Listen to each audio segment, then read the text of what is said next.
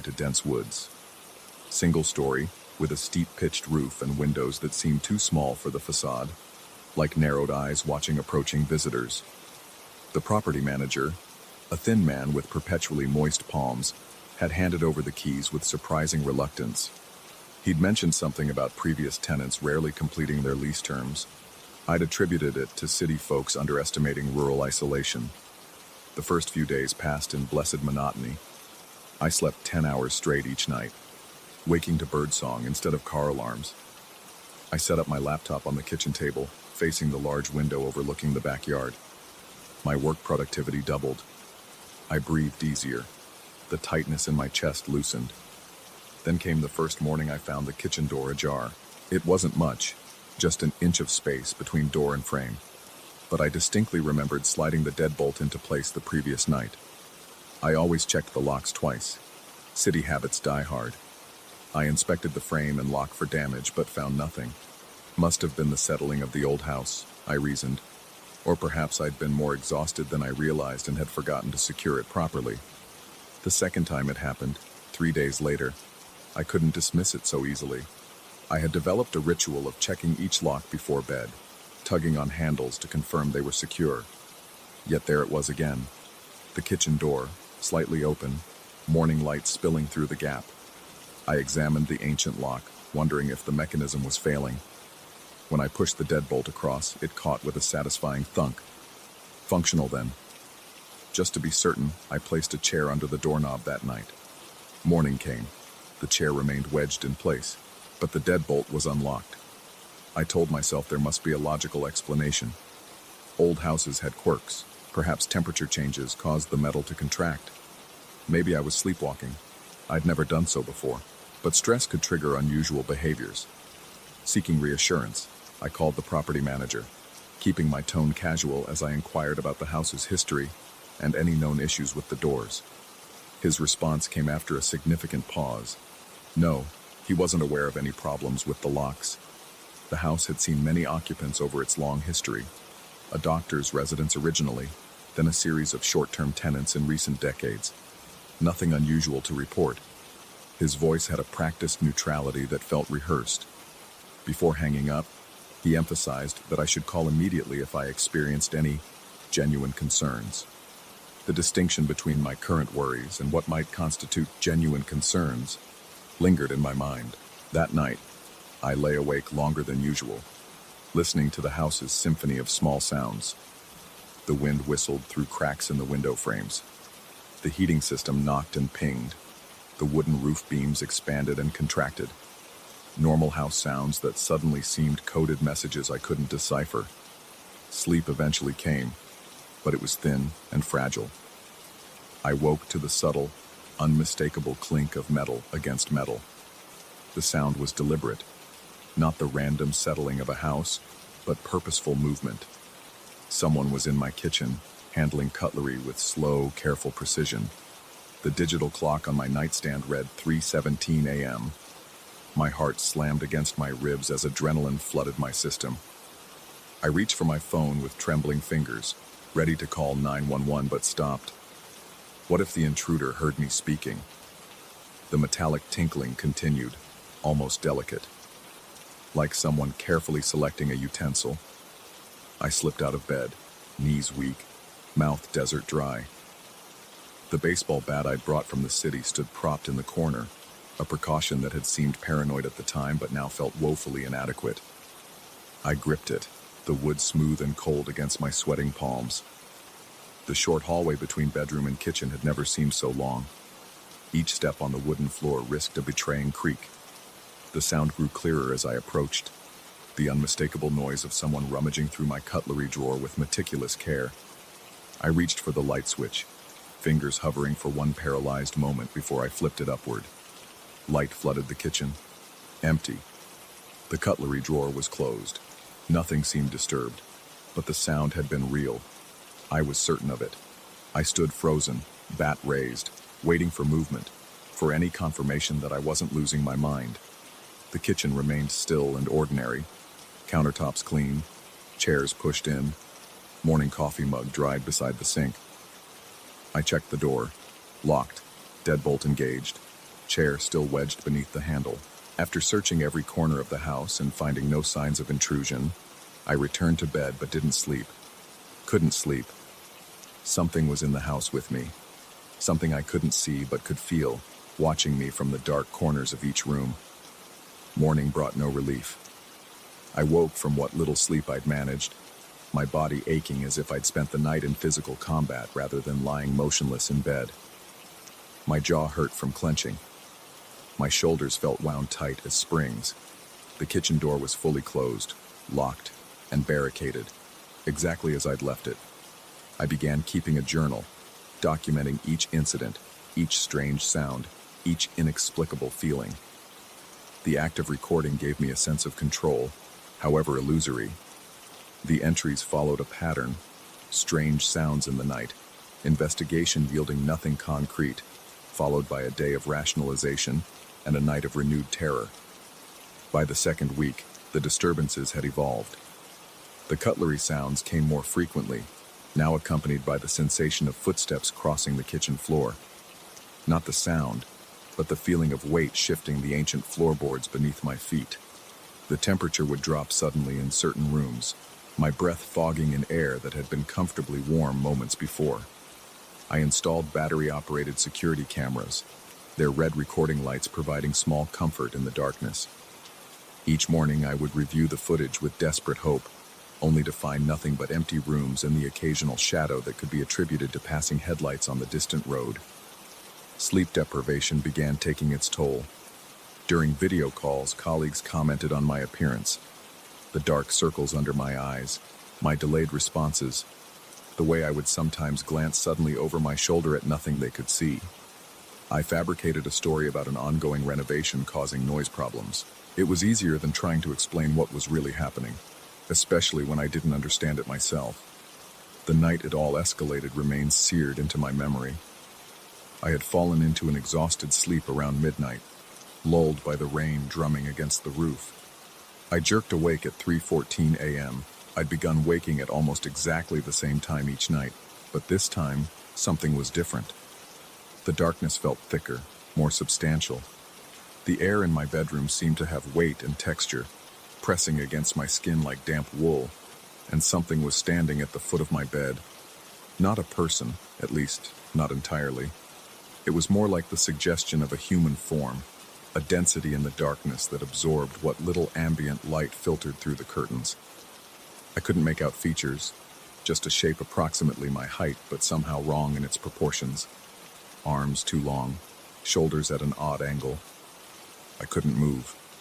Not a muscle. Not even to scream. My body felt pinned to the mattress by an invisible force. The only things I could control were my eyes, which remained fixed on the figure, afraid that if I blinked, it would be closer when I opened them again. We remained in this standoff for what felt like hours, but was probably only minutes. Then, with a suddenness that startled a gasp from my paralyzed lungs, I could move again. I scrambled for the bedside lamp, fingers clumsy with terror. Light flooded the room. Empty. Of course, I didn't return to bed. Instead, I spent the remainder of the night in my car, doors locked, engine occasionally running to ward off the pre-dawn chill. When morning finally broke, I called the property manager, abandoning all pretense of casual inquiry. His voice was tight when I described what had been happening. He asked if I'd found anything in the house, specifically in the kitchen or beneath it. When I pressed him for an explanation, he claimed he'd need to consult the property records and would call back. He never did. Using the spotty rural internet connection, I researched the property's history. There was little to find, just property tax records and a brief mention in a local historical society document about the original owner, a doctor who'd practiced from home in the early 1900s. Nothing nefarious, nothing that would explain what was happening. That afternoon, I drove into town and visited the local library. The elderly librarian recognized the address immediately when I inquired about the house. Her previously friendly expression cooled. She disappeared into a back room and returned with a thin folder, explaining that they kept a collection of local newspaper archives. The yellowed clippings told a story the property manager had conveniently omitted. In 1923, the doctor who owned the house had been accused of performing illegal procedures in his kitchen, which doubled as his surgical space. Though never convicted due to insufficient evidence, he'd been ostracized by the community. The final clipping, dated 1925, reported the doctor's commitment to an asylum after claiming his house was infested with the spirits of the vengeful. The librarian watched my face as I read. When I asked if she believed the house was haunted, she merely said that some places retain impressions of what happened there. Before I left, she pressed a small cloth bag of herbs into my palm. A local remedy for unwanted influences, she explained. I returned to the house determined to conduct a more thorough investigation. The kitchen became my focus. I examined every inch, tapping walls for hollow spaces, checking floorboards for loose sections. Behind the refrigerator, I found a seam in the wainscoting that didn't quite match the rest. Prying it open revealed a small door, perhaps 2 feet square. The space beyond was dark and smelled of old earth and something metallic. My flashlight beam revealed a crawl space extending beneath the kitchen. Steeling myself, I squeezed through the opening. The dirt floor was packed hard from age.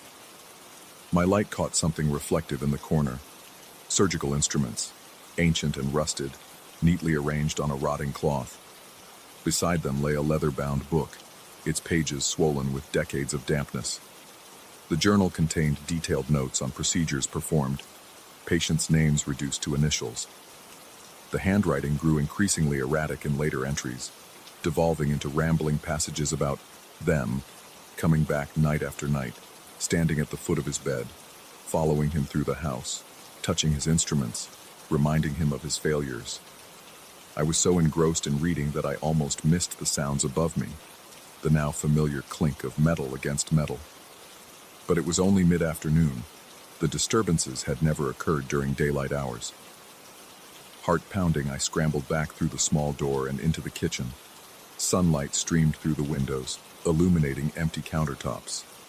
No one was there, but all my kitchen drawers stood open, cutlery disarranged as if sorted through by searching hands. That was enough. I threw essential belongings into my car and drove to the nearest motel, where I spent a sleepless night staring at the ceiling, jumping at every sound in the neighboring rooms. The next morning, I called the property manager and told him I was terminating my lease immediately. He didn't argue. I returned to the house one last time to collect the remainder of my belongings, insisting that the property manager accompany me. He waited in his car while I packed, refusing to enter. As I carried out the last box, he finally spoke with reluctant honesty. No tenant had managed to stay more than 4 weeks. Most left suddenly, as I was doing. A few had required medical assistance before they could leave. When I asked why he continued to rent the property, his answer was simple. The owner insists, says the house needs to be occupied. He wouldn't elaborate on who the owner was or why occupancy was necessary. I've been back in my city apartment for 2 weeks now. The panic attacks and work stress seem trivial compared to what I experienced in that house. But sometimes, in the darkest hours of the night, I wake suddenly to the phantom sound of metal against metal coming from my kitchen. And though I know it's empty when I check, I can't shake the feeling that something followed me home. Something that stands at the foot of my bed each night, watching, waiting. Something that remembers what I found beneath its kitchen floor.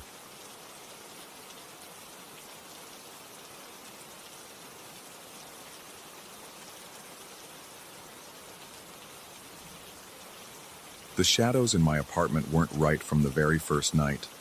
They stretched too long across the wooden floor, pooled too deeply in corners where light should have reached. But at $850 a month for a studio in the heart of downtown, who was I to complain about a few strange shadows? After the divorce left me with barely enough money for first and last month's rent, I was just grateful to have found a place at all. That was before I understood what the darkness in apartment 307 was hiding.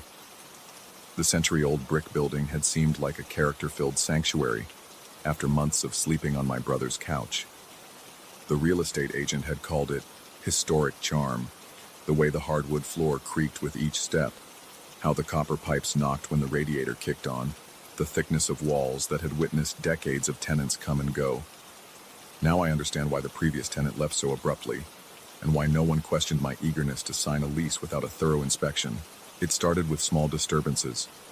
The first week I noticed how the temperature would drop suddenly in the main room, a chill that would appear without warning and disappear just as mysteriously. My breath would cloud in front of me for a few seconds, and then the air would warm again, as if nothing had happened. I blamed it on the building's ancient heating system and added another layer to my bedding. Then came the sounds, subtle at first, a faint scratching within the walls that I attributed to mice, the occasional thump from above that I assumed was the tenant in 407. But soon I began to notice patterns. The scratching only happened between 2:17 a.m. and 2:43 a.m. I know because I started logging the times in a notebook kept by my bedside, initially to compile evidence for a complaint to the building manager. The thumping from above came in groups of 3, always 3, even though I later discovered that apartment 407 had been vacant for months. After 3 weeks in the studio, I encountered the first major incident. Returning from a late shift at the warehouse, I fumbled with my keys at the end of the dimly lit third-floor hallway. The building's ancient wiring meant that the hallway lights flickered constantly, creating a disorienting strobe effect that made the corridor seem to stretch and contract. As I worked the stubborn lock, the hairs on the back of my neck stood rigid. My skin prickled with goosebumps, despite the stuffiness of the unventilated hallway. Someone was watching me. I spun around, heart hammering against my ribs, but the hallway stretched empty behind me. Yet the sensation only intensified, eyes boring into my back, a presence hovering just beyond my peripheral vision. My hands trembled so violently that it took 3 attempts to get the key into the lock. When I finally stumbled into my apartment and slammed the door shut, my shirt was soaked through with cold sweat, and my lungs burned from holding my breath. That night, I convinced myself it was just exhaustion. Divorce, financial strain, and 60-hour work weeks would make anyone paranoid. But the feeling returned the next evening, and the one after that, until going home became an exercise in controlled terror. I began to hear them soon after. The whispers. Always when I was alone in my apartment. Always when the building had gone quiet for the night. At first, they were so faint I thought they might be coming from the adjacent apartment. Muffled voices engaged in hushed conversation. But Mrs. Abernathy in 306 was 87 and lived alone, and 308 had been under renovation for months. I pressed my ear against each wall, trying to locate the source, but the whispers seemed to shift, always coming from wherever I wasn't looking.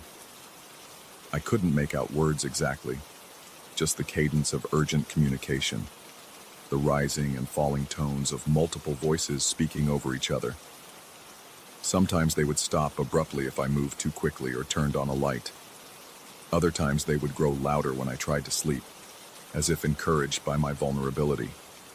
Sleep became a luxury I could rarely afford. My work performance suffered. Dark circles formed under my eyes, and my hands developed a constant, subtle tremor. My supervisor at the warehouse pulled me aside to ask if I was on something, and I couldn't even muster the energy to be offended. How could I explain that the 3 hours of sleep I managed to get each night were haunted by dreams of being watched by something that lurked in the corners of my room? The shadows were the worst part. In the 6 weeks since moving in, I had begun to notice one particular shadow that didn't behave like the others.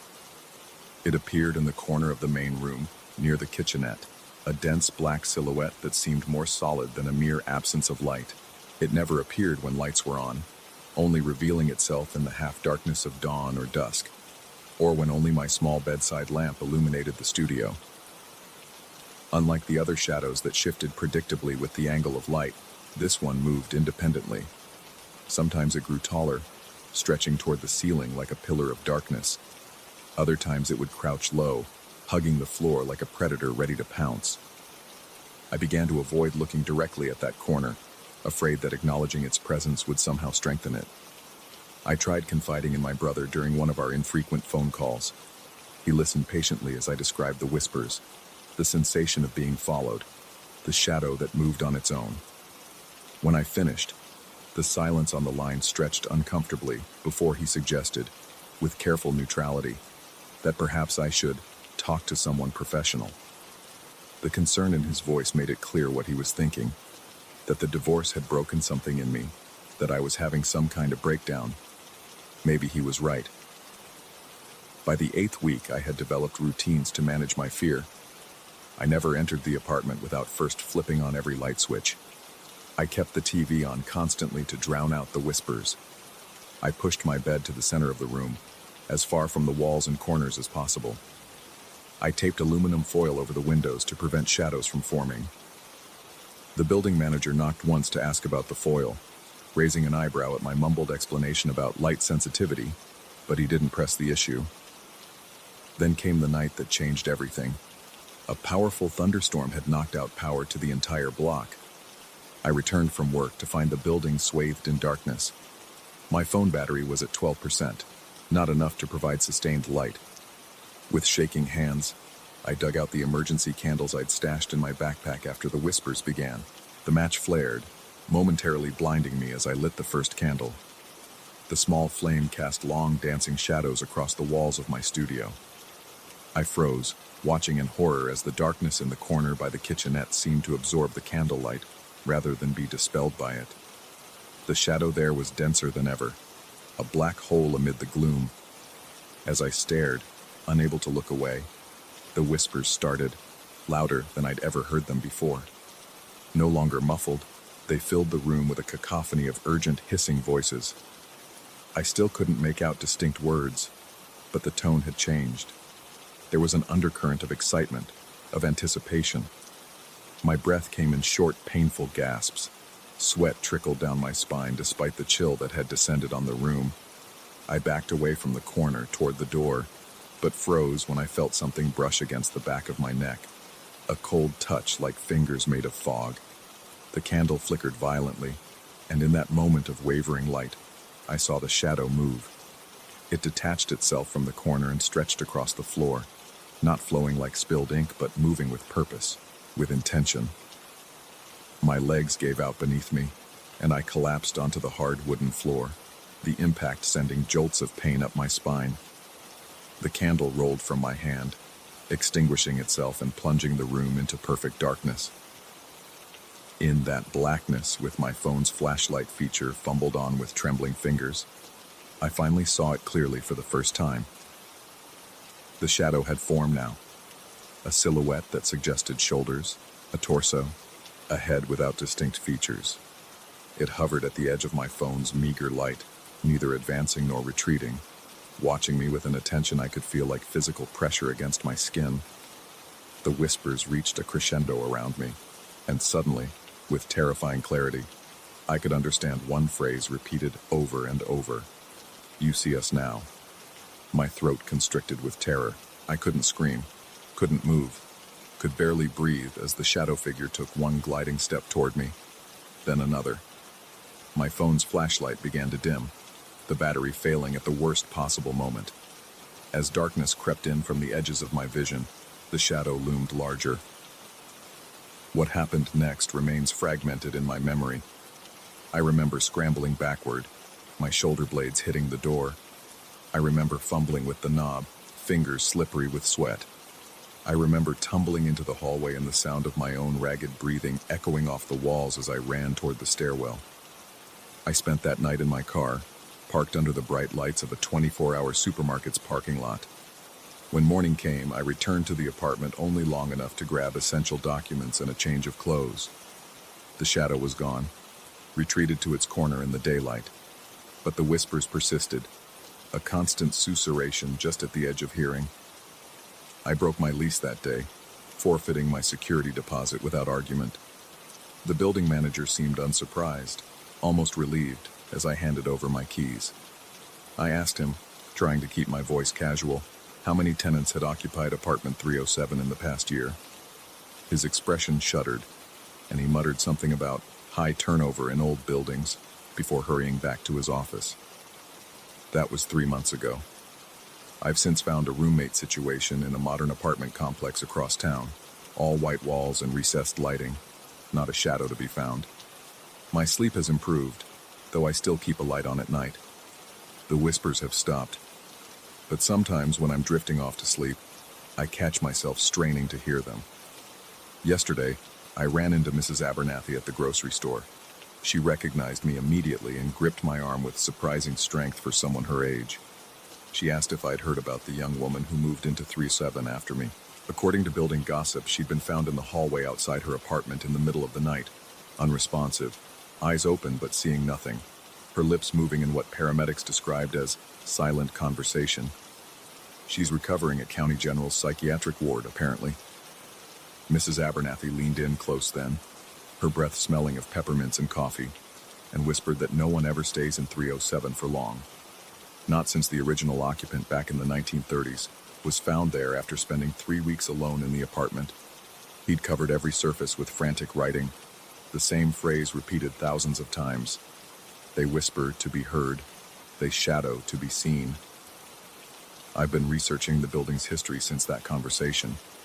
Property records show that the original structure was built on the site of a meeting house where spiritualists gathered in the late 1800s to attempt communication with the other side. Their leader believed that shadows were tears in reality, places where the veil between worlds grew thin. I don't know what exists in the darkness of apartment 307. I don't know if the whispers were trying to tell me something or lure me somewhere, but sometimes, when I catch a glimpse of a shadow in my peripheral vision, I find myself straining to hear if it has something to say. Because the most terrifying realization isn't that something was there in that apartment with me. It's that part of me misses it.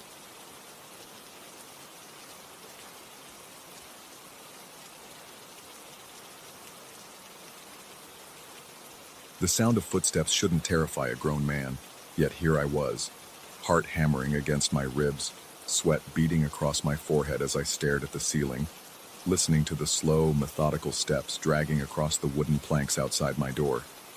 I'd come to the seaside inn seeking solitude and peace, but what I'd found instead was a nightly visitor that existed only in sound, never in sight, leaving me questioning not just my safety, but my very sanity. I'd arrived at the Driftwood Inn 5 days ago, desperate for escape after months of mounting pressure at work and the fresh wound of a relationship that had imploded spectacularly. The modest inn sat perched on a rocky outcropping, the constant crash of waves against the cliffs below serving as a natural white noise machine. It wasn't fancy, just a dozen rooms arranged in a horseshoe shape around a central courtyard, connected by an exterior covered walkway that offered views of the churning ocean beyond. My room, number 8, was positioned at the far end of the eastern wing, the last in a row of identical weathered doors. The first night passed uneventfully. I fell asleep to the rhythm of the ocean, exhausted from the 6-hour drive. It was the second night when I first heard them. Footsteps in the corridor outside my room at precisely 2:07 a.m., according to the harsh red digits of the bedside clock. The sound had pulled me from a dreamless sleep. Slow, deliberate steps that seemed to drag slightly, as if whoever was walking was injured or carrying something heavy. The footsteps moved past my door, continued to the end of the walkway, paused for exactly 12 seconds, then reversed direction, passing my door again before fading into silence. I'd gotten up, peered through a gap in the faded blue curtains, but saw only empty wooden boards bathed in the dim yellow glow of the pathway lights. I dismissed it as another guest with insomnia, until it happened again the next night at the exact same time, following the identical pattern. And again, the night after that. By the fourth morning, dark circles had formed under my eyes. My hands trembled slightly as I stirred sugar into my coffee in the inn's modest breakfast room. The elderly owner, Mr. Keegan, a wiry man with skin tanned to leather from decades of coastal sun, asked if I was enjoying my stay. When I mentioned the nocturnal disturbances, his weathered face twitched almost imperceptibly. He offered a tight smile that didn't reach his eyes, and stated that the old corridors always had strange noises, just the wood expanding and contracting with temperature changes, nothing to worry about. But wood doesn't expand and contract in footstep patterns, and temperature changes don't occur with clockwork precision at 2:07 every morning. I spent that day walking the beach, trying to convince myself that I was being ridiculous. Yet I couldn't shake the crawling sensation between my shoulder blades, a feeling of being watched that persisted even when I was alone on stretches of empty shore. I found myself taking photos of the inn from different angles, studying them later on my phone, searching for What, exactly? I couldn't say, but something about the place felt wrong in a way I couldn't articulate. That evening I noticed things I'd overlooked before. The way other guests seemed to avoid eye contact in the common areas. How conversations would halt abruptly when I entered the breakfast room. The strange collection of nautical knots framed behind the front desk. Intricate, complex patterns that seemed to form symbols if you stared at them long enough. The fact that, despite the inn being supposedly at capacity according to Mr. Keegan, I'd only ever seen 4 other guests. I returned to my room early, determined to stay awake until 2:07 a.m. I positioned a chair next to the door, leaving the curtains partially open to allow in the moonlight. I didn't want to turn on lights that might alert whatever, or whoever, was making those footsteps that I was waiting. My mouth went dry as the digital clock ticked over to 2:06 a.m. My pulse throbbed in my temples, fingers gripping the armrest so tightly my knuckles glowed white in the dim light. At exactly 2:07 it began, the unmistakable sound of weight settling onto the wooden boards, followed by the slow drag step that I'd come to dread. My throat constricted as the footsteps approached my door. They seemed louder tonight, more deliberate, as if whoever was making them knew I was listening, wanted me to listen. They paused directly outside my door, something they hadn't done on previous nights. The silence stretched, my breathing shallow and rapid. Then came a sound that sent ice water coursing through my veins. A soft scratch against the wood of my door, as if someone was tracing patterns with their fingernails. It continued for what felt like minutes, but was probably only seconds before the footsteps resumed, continuing to the end of the walkway. I sat frozen, unable to move even after the footsteps had faded completely. When I finally gathered the courage to open the door, I found the corridor empty, as expected. But something new caught my eye, a faint marking on my door at about shoulder height. In the dim light, it appeared to be a symbol scratched into the wood, similar to the knots I'd seen displayed behind the reception desk. I slept fitfully for what remained of the night, my dreams plagued by visions of faceless figures standing at the foot of my bed, watching me with eyes I couldn't see. The next morning, I examined my door in daylight. The marking was barely visible, 3 intersecting curves forming something that resembled an eye or perhaps a whirlpool. I might have dismissed it as an old scratch if I hadn't recognized its similarity to the knotwork patterns in the lobby. When I approached Mr. Keegan about checking out early, citing a family emergency, his expression remained impassive, but I detected a flicker of something, relief, concern, in his eyes. He informed me that refunds weren't possible for early departures, per the policy I'd agreed to upon check-in. The thought of losing the money I'd paid for the full week bothered me less than the idea of spending another night in room 8. As I turned to leave, he called after me, suggesting I might prefer to switch to a different room, perhaps number 3, on the opposite wing, which had a much better view. Something in his tone made my skin prickle. I declined, saying I'd stay in my current room for the remainder of my booking. I'm not sure why I lied.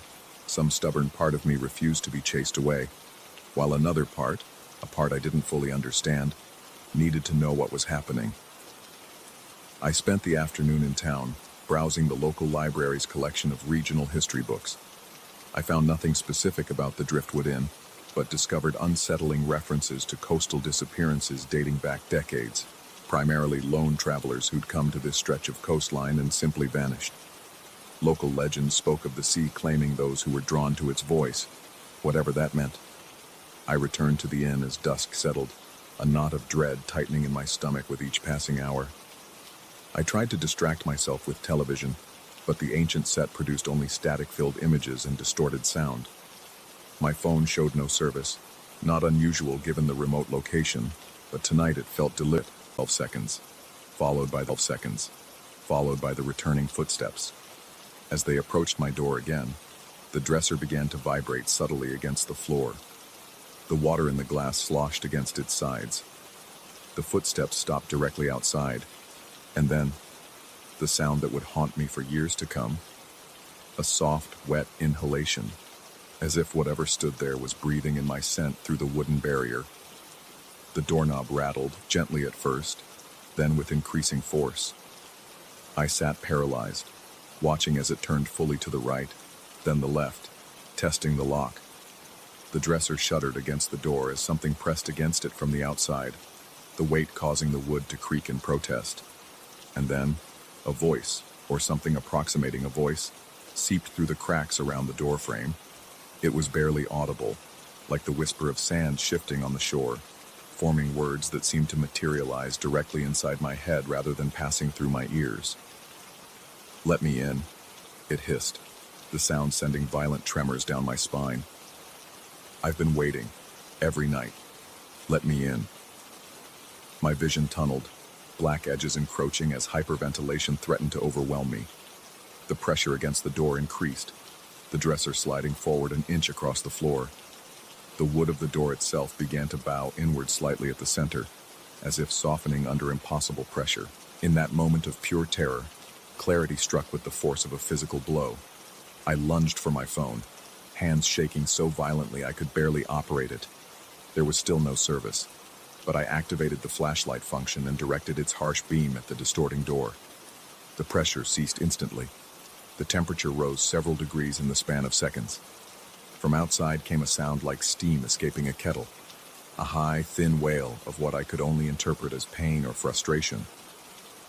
The footsteps retreated rapidly, no longer measured and deliberate but frantic, fading into the distance. I kept the light trained on the door until my arm ached, afraid to lower it even for a moment. I didn't sleep. As the first gray light of dawn filtered through the curtains, I packed my belongings with mechanical efficiency. I left the key on the dresser, which I'd returned to its original position, and departed without checking out formally, abandoning the remainder of my paid stay without a backward glance. As I threw my bag into the trunk of my car, I noticed Mr. Keegan watching from the lobby window, his expression unreadable.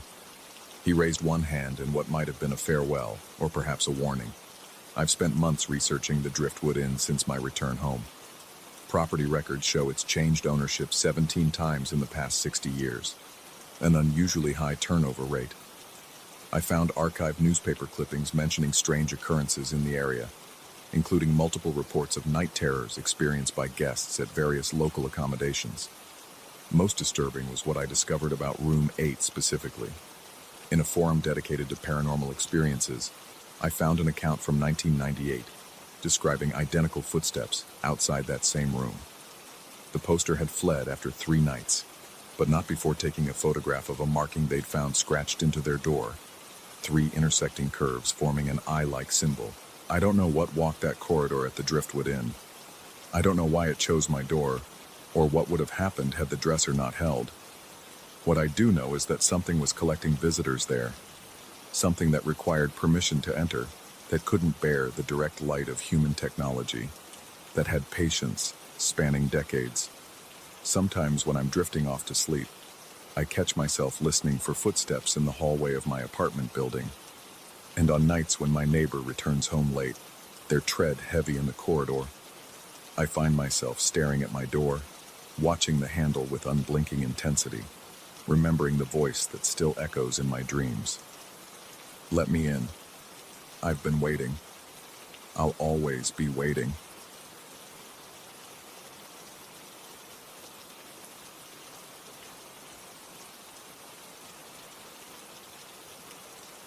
The highway stretches before me, like a black ribbon cutting through the night, my headlights carving a tunnel of visibility into the darkness.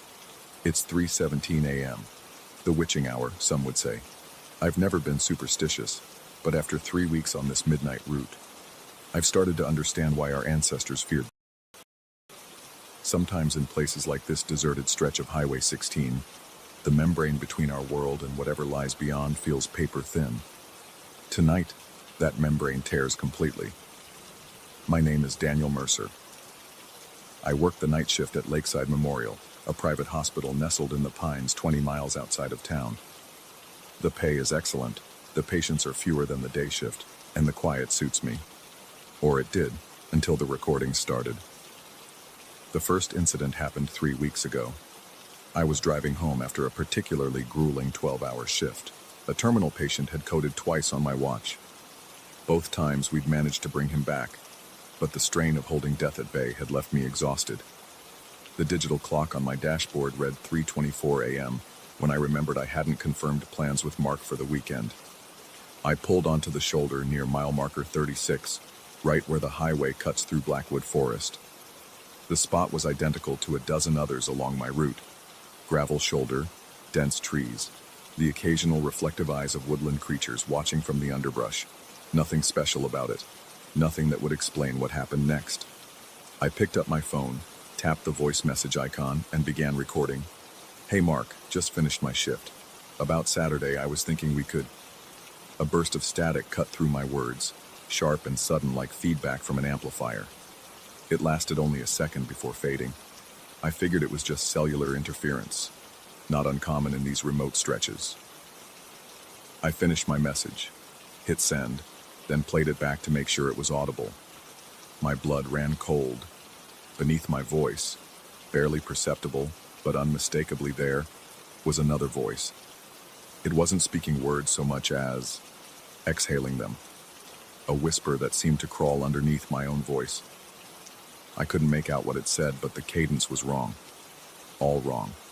Like someone trying to imitate human speech without understanding how our lungs and vocal cords function. I deleted the message immediately. My rational mind supplied explanations, radio interference, crossed signals, some quirk of digital compression. But the primitive part of my brain, the part that evolved to fear the dark and what might lurk within it, knew better. Something had hijacked my message. Something had spoken when I wasn't aware of anyone listening. I drove the rest of the way home with the radio blasting, desperate to drown out the memory of that whisper. The next night was my day off. I slept poorly. Dreams filled with static and voices calling my name from distant rooms. When I returned to work the following evening, I asked the other night shift nurses if they'd ever experienced anything strange on their commutes home. They shared the usual horror stories: deer darting across the road, falling asleep at the wheel, the occasional drunk driver, but nothing like what I'd heard. Steve, an orderly who'd worked at Lakeside for 15 years, mentioned that the stretch near Blackwood had poor reception. Something about the geography, he said. The locals called it the dead zone. For the next few nights, I avoided sending any messages during my drive. But curiosity gnawed at me.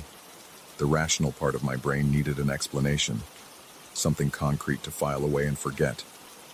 So, 5 nights after the initial incident, I pulled over at the exact same spot. The night was moonless, the darkness absolute except for my headlights. I rolled down my window slightly, listening. Nothing but the ambient sounds of the forest, wind through pine needles, distant owl hoots, the occasional rustle of small animals in the underbrush. I started recording. "Testing, just a test message," I said, keeping it brief. The static returned, louder this time. It didn't just interrupt my voice, it seemed to swallow it. And when I played it back, the whispering was clearer, still unintelligible, but now I could discern multiple voices overlapping, speaking in what sounded like urgent tones. They reminded me of patients coming out of anesthesia, that confused muttering as consciousness returns but before coherence. My hands trembled as I deleted the recording. The car suddenly felt too small, too exposed. I rolled up my window, locked the doors, and drove away, pushing well past the speed limit. Over the next 2 weeks, I took a different route home, a 40-minute detour that added significant time to my commute. I told myself it was to avoid construction, but I knew the truth.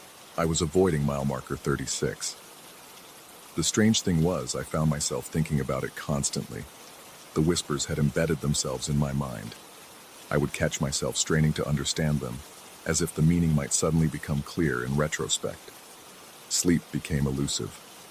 When I did manage to drift off, I dreamed of standing in the middle of that empty highway, my phone held up like an offering, while shadows gathered at the tree line. Last night, exhaustion and pragmatism won out over fear. The detour was adding stress to an already demanding schedule. I decided to take my usual route home but drive straight through without stopping. No recordings, no tempting whatever dwelled there. Just drive and get home. The plan worked fine until my sister called. Sarah never calls late. and my mind immediately went to our mother, whose health had been declining. I had to answer. The call dropped almost immediately, just as I was passing mile marker 36. The display showed no service, despite having full bars moments before. I knew I shouldn't stop. Every instinct screamed against it. But if something had happened to Mom, I needed to know. I pulled over, in the exact same spot as before, and tried calling Sarah back. Nothing. Text messages failed to send. With growing dread, I decided to send her a voice message, which would deliver once I regained service. The moment I hit record, the static returned. A wall of electronic noise so loud I dropped my phone. It continued emanating from the speaker, growing in intensity. I fumbled to cancel the recording, but the screen had frozen. The static began to resolve itself into voices, dozens of them, overlapping in a cacophony of whispers, still unintelligible individually, but collectively forming a pattern that almost made sense. Then my headlights flickered, once, twice, and went out completely. The engine stalled. In the sudden silence and darkness, the whispers from my phone seemed to fill the car, spilling out into the night around me. My skin prickled with goosebumps as I realized the whispers weren't just coming from my phone anymore. They surrounded the car. I could hear them just beyond the glass, a chorus of desperate, urgent murmuring. With shaking hands, I tried the ignition. Nothing. The car was dead. My phone screen provided the only light, casting my terrified face in a ghostly blue glow. The recording was still going, the timer ticking upward. I squinted into the darkness beyond my windows. The night seemed to press against the glass like something solid. I couldn't see anything, but I felt observed. As if the darkness itself had developed consciousness and was studying me with patient malevolence. My breath fogged the window as my respiratory rate increased. I could hear my heartbeat thundering in my ears, almost but not quite drowning out the whispers. My mouth went dry. Sweat beaded on my forehead despite the chill.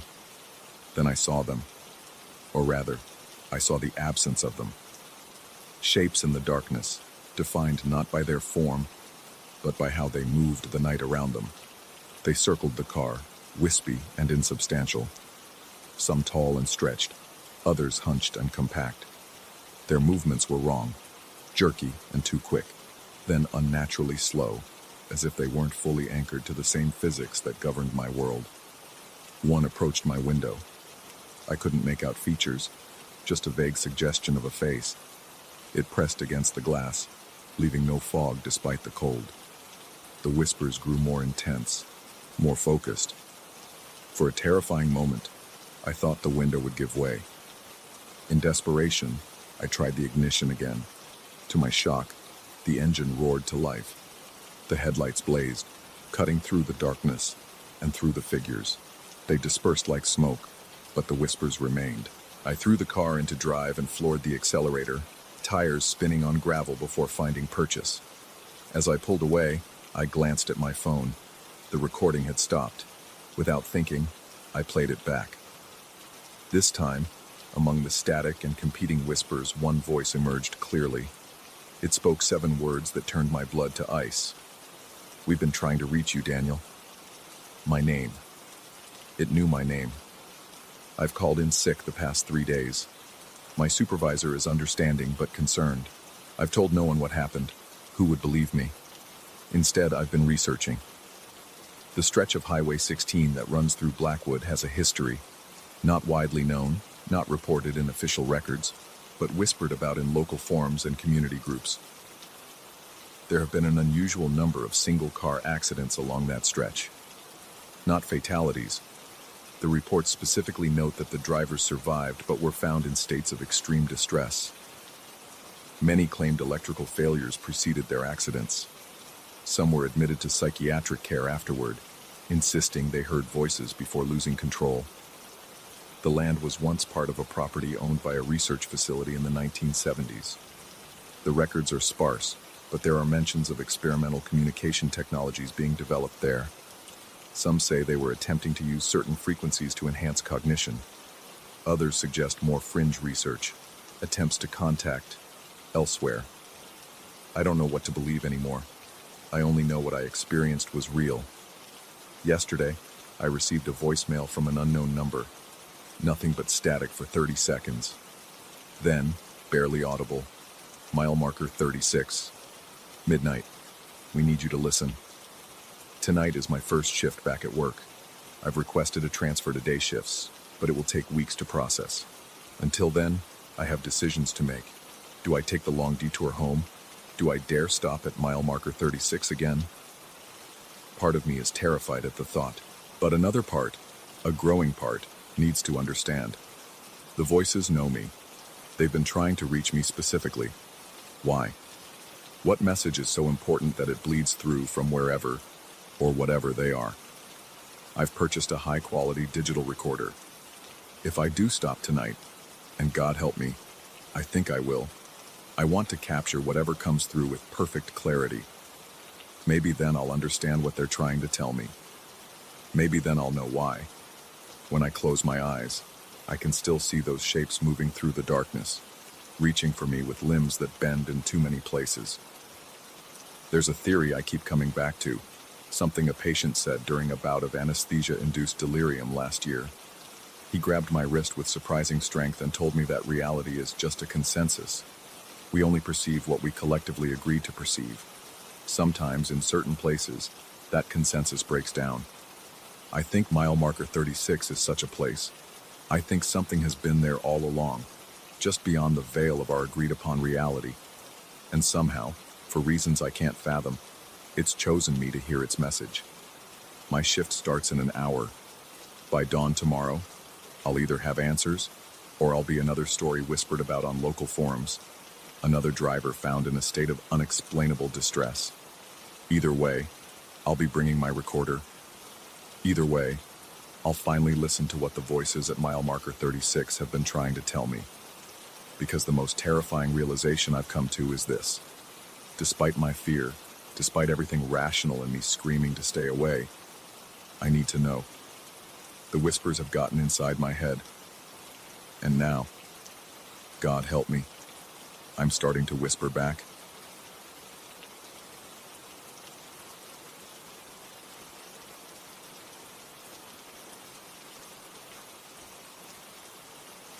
The first night I heard it, I dismissed it as nothing. A faint murmur of voices drifting through the walls. Just another ambient noise in a house that was never truly silent. By the third night, I couldn't ignore it anymore. The sound had a rhythm, a pattern, like a newscast playing at low volume. But my television was off. It had been off for hours. Living alone in this row house had never bothered me until now. The shared wall with my neighbor had always seemed solid enough, almost soundproof. In the 2 years I'd lived here, I'd barely heard anything beyond the occasional thump or muffled conversation. But this was different. This sound didn't belong. I live in a modest 2-story row house in a quiet suburban neighborhood. Nothing remarkable about it. Beige siding, small front yard, the kind of place that blends into the background of American life. Inside, the ground floor holds my living room, kitchen, and a small half-bathroom. My bedroom and office occupy the second floor. Simple, functional, and until recently, comfortable. Tonight marks the 14th consecutive night of the Phantom broadcast. I lie in bed, staring at the ceiling, listening to the faint murmur emanating from downstairs. My digital clock reads 2:17 a.m.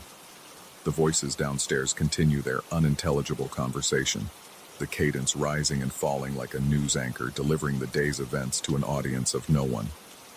My television is downstairs in the living room, unplugged for the past week in a desperate attempt to stop whatever this is. My heartbeat quickens as I swing my legs over the side of the bed. The wooden floor creaks beneath my feet. Cold sweat breaks out across my forehead despite the mild temperature. I grab my phone for its flashlight and begin my nightly ritual of investigation. The staircase stretches before me, each step disappearing into darkness. As I descend, the broadcast grows more distinct, not louder, but clearer somehow, as if my movement toward it improves its reception. I can almost make out words now, almost understand what's being said. My throat tightens with each step, mouth going dry. 3 steps from the bottom, the sound cuts out completely. Silence. Perfect. Absolute silence. I stand frozen on the stairs, my phone's flashlight beam dancing across the empty living room. Nothing has changed since I went to bed hours ago. The television sits dark and disconnected, a black mirror reflecting my own hunched silhouette. The remote remains on the coffee table, untouched. No devices are on, no tablets, no laptops, no forgotten radio. I complete my search anyway, checking every corner, behind furniture, inside cabinets. I've done this so many times now that it's become mechanical. The tremor in my hands has become a permanent fixture. I've taken to biting my nails down to the quick, a nervous habit I thought I'd abandoned in college. My rational mind offers explanations. A neighbor's television, sound traveling through pipes, auditory hallucinations from stress or sleep deprivation. But none of these explanations satisfy the primitive part of my brain that knows, just knows, something is wrong in my home. After finishing my search, I return upstairs. The clock now reads 2:43 a.m. I sit on the edge of the bed, waiting. 3 minutes pass before it starts again. The low murmur of voices discussing unknown topics with urgent importance. I clench my fists, nails digging into my palms. The next morning, bleary-eyed and exhausted, I knock on my neighbor's door. Dave is a middle-aged accountant, divorced, quiet. We exchange pleasantries a few times a month but aren't close. When I ask about his television habits, his expression shifts from friendly to confused. He insists his only TV is in his upstairs bedroom, on the wall opposite from our shared boundary. He never watches television downstairs, and certainly not at 2 in the morning. The concern in his eyes makes me backpedal, laughing it off as a weird acoustics issue. I walk away with my stomach in knots, his gaze burning into my back. At work, I can barely focus. My eyes burn from lack of sleep, and twice my boss catches me staring blankly at my computer screen. I've taken to researching sound phenomena during lunch breaks, EVPs, audio pareidolia, infrasound. I've learned more about sound transmission through building materials than I ever wanted to know. I've read accounts of people who heard radio broadcasts through their dental fillings. I even called an exterminator to check for rodents in the walls, though the quiet, pitying look he gave me after his thorough inspection said everything. By week 3, I've installed sound recording equipment. 3 different apps on my phone, a digital recorder placed downstairs, even a parabolic microphone pointed at the wall. Nothing captures the sounds I hear every night. The recordings contain only the ambient noise of the house, the refrigerator's hum, the heating system's occasional clicks, the distant passage of cars on the street outside. No voices, no broadcast. In desperation, I contacted the previous owner of the house. The conversation was brief and unsettling. She couldn't get off the phone fast enough, her voice rising in pitch when I mentioned sounds coming from the walls. Before hanging up, she said something that has lodged in my mind like a splinter. That house takes things from you if you listen too long. Night 32. I've stopped going to work. My boss was understanding at first, but his patience is wearing thin. I've stopped responding to texts from friends. My appearance has deteriorated. Dark circles under my eyes, unwashed hair, clothes I've worn for days. Food tastes like ash. The only thing that matters is understanding the broadcast. I've developed a theory. The sounds are consistent, but never identical. The voices, usually one main speaker with occasional responses from others, maintain the same tone and cadence, but the content seems to shift. I say seems because I still can't make out the words, just the shape of them. But tonight will be different. Tonight I won't go upstairs at all. I'll wait in the darkness downstairs, completely still, and maybe then the broadcast